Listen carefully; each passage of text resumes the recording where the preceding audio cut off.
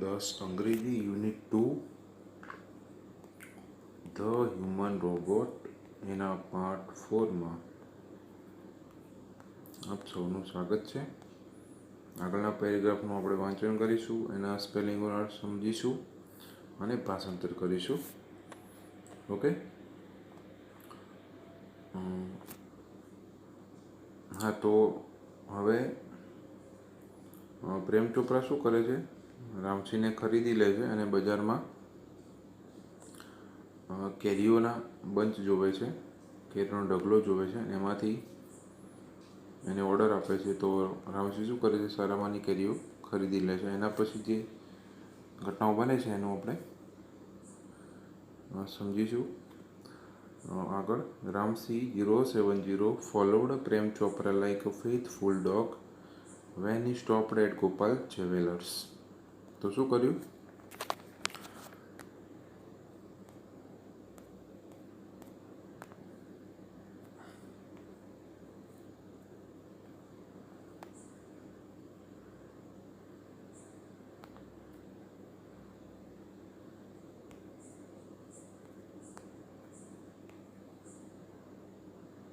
તો Ramsinh 070 followed Prem Chopra like a faithful dog. faithful એટલે વફાદાર. when he stopped at Gopal jewellers, તો જ્યારે જ્વેલર્સ એટલે ઝવેરાતની દુકાન, દાગીનાની દુકાન. તો when he stopped at Gopal jewellers, જ્યારે પ્રેમ ચોપરા ગોપાલ જ્વેલર્સે ઊભા રહ્યા, રામસિંહ એમને શું કર્યું? વફાદાર કૂતરાની જેમ પીછો કર્યો અથવા અનુસર્યો, પાછળ ગયો. Through the glass window he saw a generous display of gold ornaments. Through the glass window, તો કાચની બારીમાંથી એને જોયું. હી શો જનરસ એટલે વિપુલ પ્રમાણમાં, display of gold ornament display એટલે કોઈ ગોઠવેલા હોય ને આ રીતે, ડિસ્પ્લે એટલે પ્રદર્શન. દાગીના આપણે જોઈએ છીએ કે દુકાનમાં કઈ રીતે ગોઠવેલા હોય છે, ઓફ ગોલ્ડ ઓર્નામેન્ટ્સ. ગોલ્ડ એટલે સોનાના, ઓર્નામેન્ટ એટલે દાગીના. Quickly, Prem Chopra disappeared around the corner and spoke into the remote control softly and clearly. તો ક્વિકલી તરત જ પ્રેમ ચોપરા ડિસઅપિયર્ડ એટલે અદૃશ્ય થઈ ગયા, છુપાઈ ગયા, અરાઉન્ડ ધ કોર્નર ખૂણામાં, and spoke into the remote control અને રિમોટ કંટ્રોલમાં સોફ્ટલી એન્ડ ક્લિયર, રિમોટ કંટ્રોલમાં ધીમેથી અને સ્પષ્ટ બોલ્યો. Pick up a necklace and hide. Necklace એટલે હાર, પિકઅપ એટલે ઉઠાવવું. શું કહ્યું? એક હાર ઉઠાવ. નો નોઇસ, શાંતિથી. Information not to be revealed. માહિતી, ઇન્ફોર્મેશન માહિતી, નોટ ટુ બી રિવીલ્ડ એટલે પેશી વાક્ય છે, બહાર પડવી જોઈએ નહીં. રિવીલ્ડ એટલે બહાર પડવી, જાહેર થવી જોઈએ નહીં. ટોપ સિક્રેટ એકદમ ખાનગી છે, એકદમ ખાનગી. Otherwise I will diffuse your system. Diffuse એટલે બંધ કરી નાખવું, ખતમ કરી દેવું. નહીતર, અધરવાઇઝ એટલે નહીતર, હું તારી જે સિસ્ટમ છે એને ખતમ કરી નાખીશ. હી થ્રેટન્ડ, તેને ચેતવણી આપી. કે હવે શું થાય છે આગળ જોઈએ આપણે.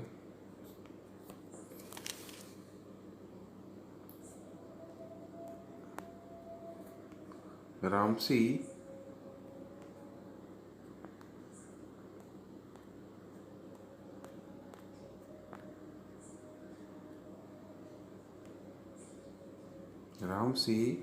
070 moved inside the shop.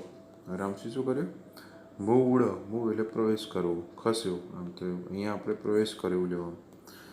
Inside the shop દુકાનમાં. Close the corner close to the counter કાઉન્ટરની સાવ નજીક ગયો. ક્લોઝ ટુ ધ કાઉન્ટર કાઉન્ટરની સાવ નજીક. His metallic palm extended forward silently and a necklace went into the storage unit without a clink or a jingle. તો શું થયું?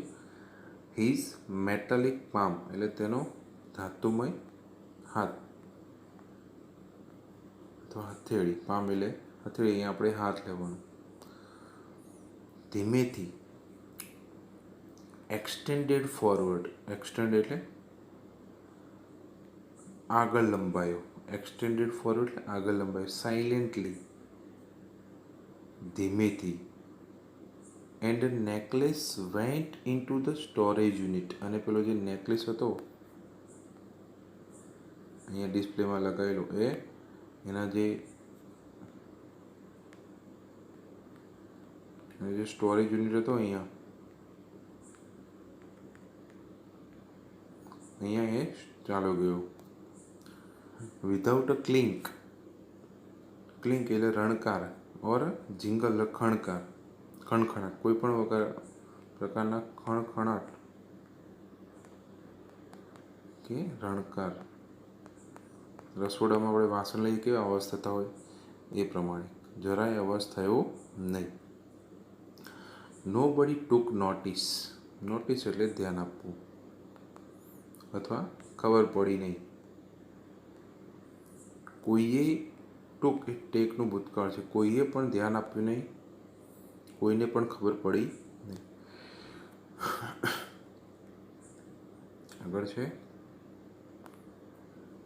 From expensive antiques to ornaments and precious stones, the soft lifting went on for some days without any trace of anxiety and recognition in the beginning.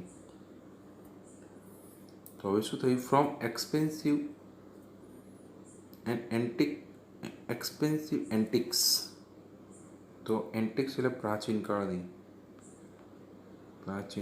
ને expensive એટલે મોંઘી. તો શું થયું? પ્રાચીન કાળની મોંઘી વસ્તુઓથી લઈને ટુ ઓર્નામેન્ટ્સ એટલે દાગીના એન્ડ પ્રેશિયસ સ્ટોન્સ અને કિંમતી રત્નો.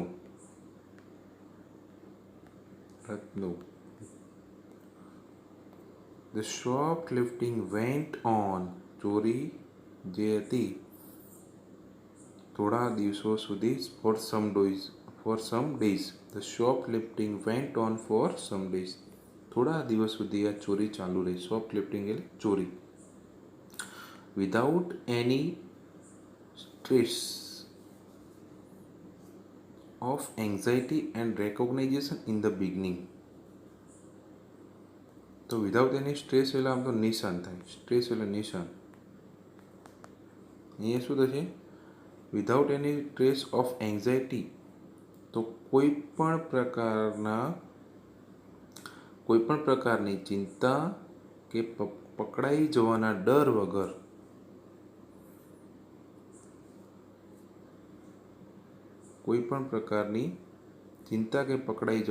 વગર આ ચોરી ચાલુ રહી. શરૂઆતમાં ચોરી ચાલુ રહી અથવા થોડા દિવસ સુધી આ ચોરવાની ક્રિયા ચાલુ રહી.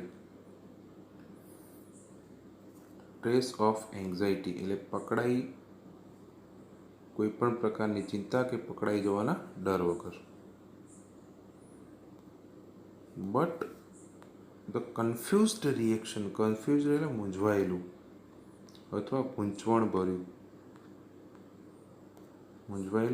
ગૂંચવણભર્યું રિએક્શન્સ પ્રતિક્રિયાઓ. ઓફ શોપ ઓનર્સ જે પેલા દુકાનદારો હતા એમની. Gradually became louder. ધીમે ધીમે વધવા લાગી. ધીમે ધીમે બધા દુકાનદારોને ખબર પડી કે ભાઈ મારી દુકાનમાં ચોરી થઈ છે. એમ બધા એક વન બાય વન કહેવા લાગે કે મારી દુકાનમાં આવું ચોરી થઈ છે. અનઅવેર એટલે અજાણ. Unaware, Prem Chopra went on with his shoplifting spree until a young fruit vendor noticed an expensive bunch of Afghani grapes disappearing inside the metallic blue robot. તો શું થયું? અનઅવેર બધાથી અજાણ પ્રેમ ચોપરાએ તેની ચોરી ચાલુ રાખી.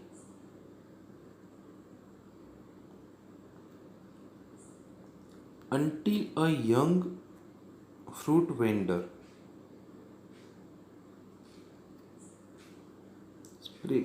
શોપ લિફ્ટિંગ સ્પ્રે એનું જે કામ છે એ ચોરી કરવાનું. Until a young fruit vendor જ્યાં સુધી એક યુવાન ફ્રૂટ વેચનારો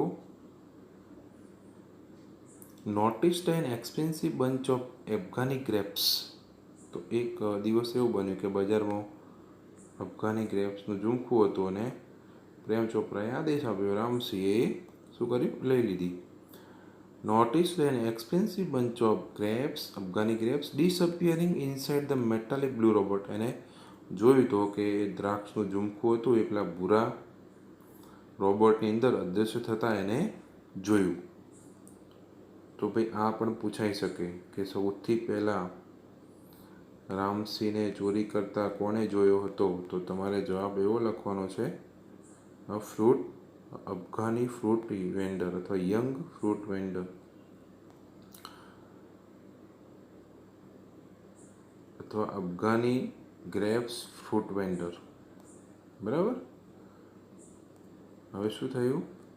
ખબર પડી ગઈ આ ચોરીની. તો The incident was related all over, and no sooner had they heard than some shopkeepers recalled the presence of a metallic blue robot in their shops before their valuables were missing. હવે શું થયું? The incident was related. હવે આ ઘટના હતી. Incident એટલે ઘટના, related એટલે પ્રસારિત થવું, પ્રસરાઈ ગઈ. ઓલ ઓવર બધી જગ્યાએ. And no sooner had they heard, અને આ સાંભળતા જ, નો સુનર હેડ દે હર્ડ, અને આ સાંભળતા જ, ધેન સમ શોપકીપર્સ, અમુક દુકાનદારોએ, રિકોલ્ડ એટલે યાદ કરવું,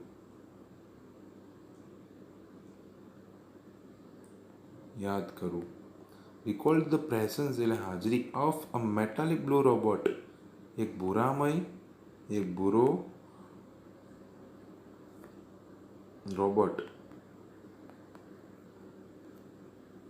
in their shops એમની દુકાનની અંદર, before their valuables were missing એમની કિંમતી હાથ ને બધું ચોરાયું એ પહેલાંની હાજરી એમને યાદ આવી. હા, કે એક કોઈ ભૂરો રોબોટ અમારી દુકાનમાં અમને દેખાયો હતો, અમારી કિંમતી વસ્તુઓ અદૃશ્ય થઈ એ પહેલાં એમની હાજરી યાદ આવી.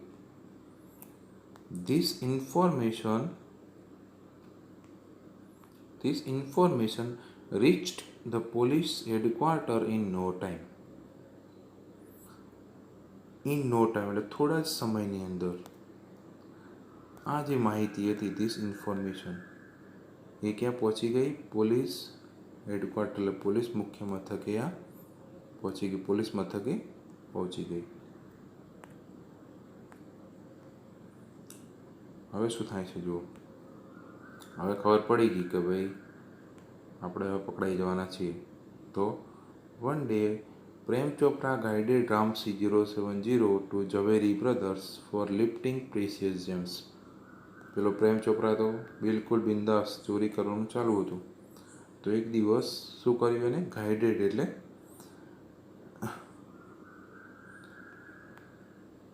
આદેશ આપવો એવો થાય અહીંયા અર્થ. ગાઈડેડ એટલે આમ તો માર્ગદર્શન આપવું, માર્ગદર્શિત કરવું.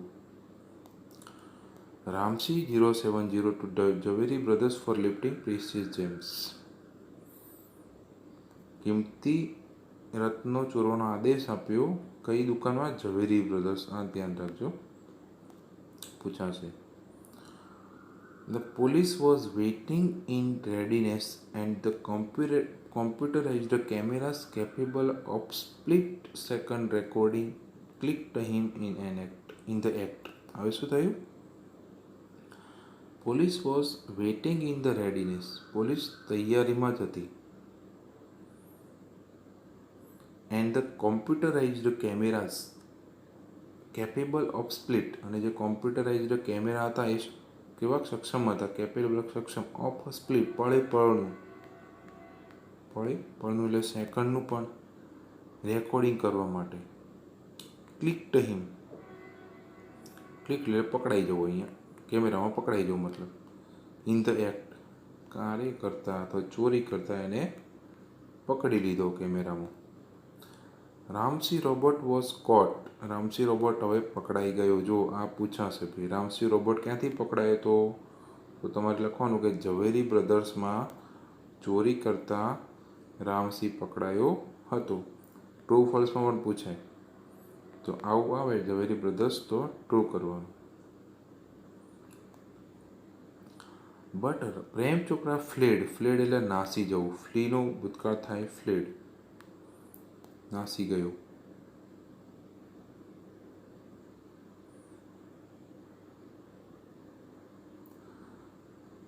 As soon as you show through the binoculars, two persons noting down Ramsey's license number printed on his metallic neck. તો શું થયું?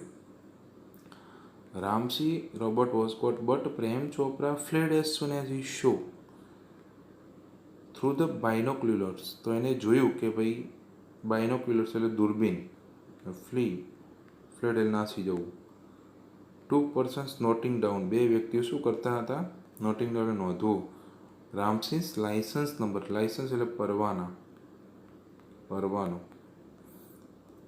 નંબર, લાઇસન્સ નંબર પરવાના નંબર અથવા લાઇસન્સ પ્રિન્ટેડ એટલે છાપેલો હતો.